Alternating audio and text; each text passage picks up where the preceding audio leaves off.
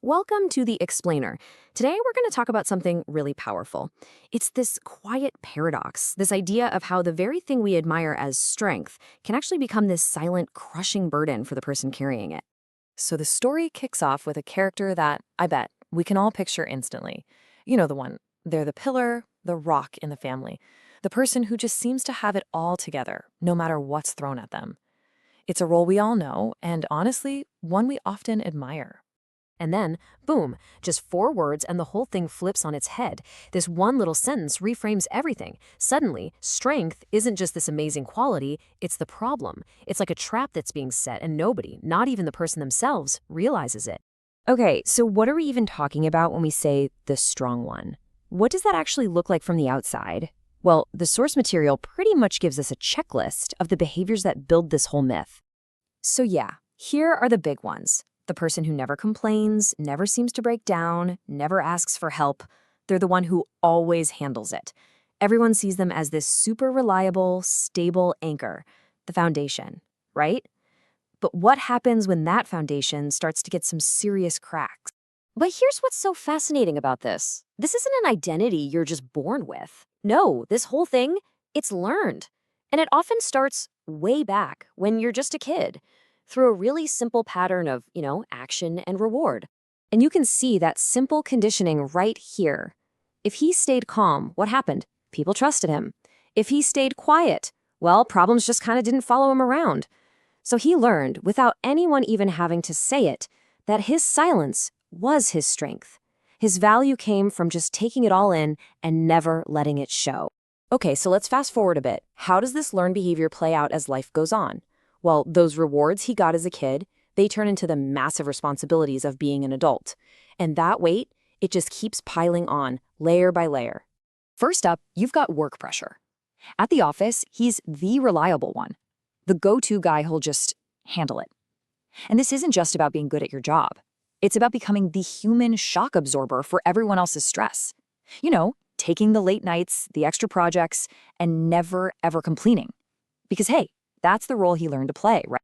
And then, of course, that pressure spills over into his personal life. We're talking family expectations. He's carrying this huge burden of family stuff, being the emotional and practical anchor for everyone.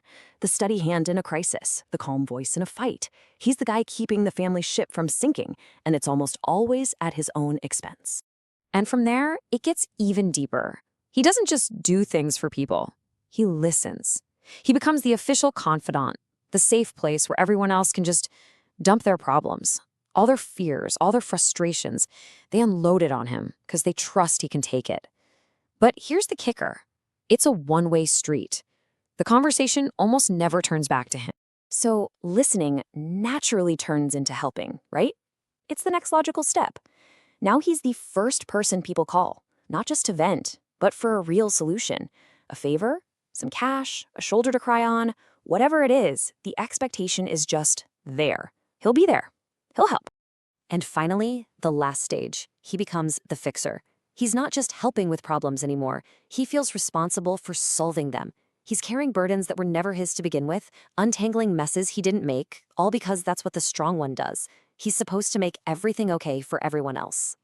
And this is the whole point. While he was so busy being everyone else's listener and helper and fixer, he just stopped talking about himself. His own voice, his own needs, poof, gone, erased. There was literally no room left for him in his own life. Now, you'd think all this pressure, all this weight would lead to some big, dramatic explosion, but it doesn't. Instead, it creates this quiet, internal brick. A fracture hidden behind 2 little words we all use. The source material has a great term for this: emotional storage. See, he wasn't avoiding his feelings, not at all. He was just packing them away, storing them. But you know the thing about storage, right? There's always a limit. Eventually, you just run out of space. And think about this, every single time he said, "I'm fine," he was basically building his own prison. Those words, meant to make everyone else feel better, were the bricks. Each "I'm fine" was just teaching himself over and over that needing help is a weakness, that his own needs were some kind of failure. And this leads to a pretty devastating thought.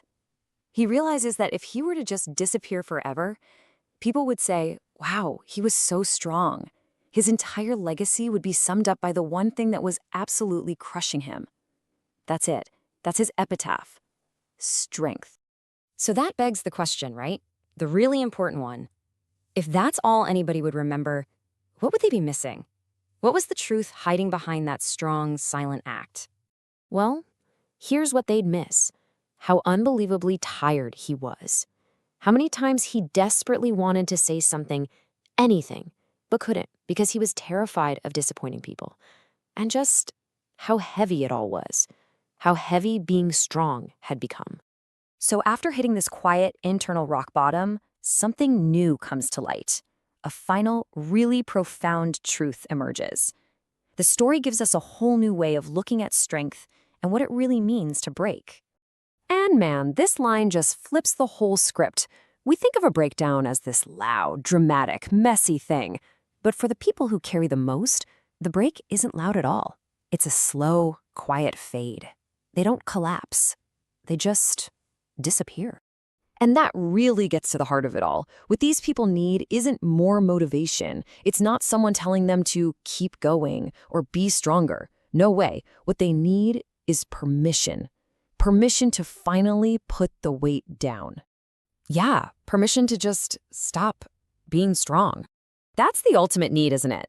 The freedom to be vulnerable, to ask for help, to finally be able to say, I'm not okay, and not feel like you're letting the whole world down.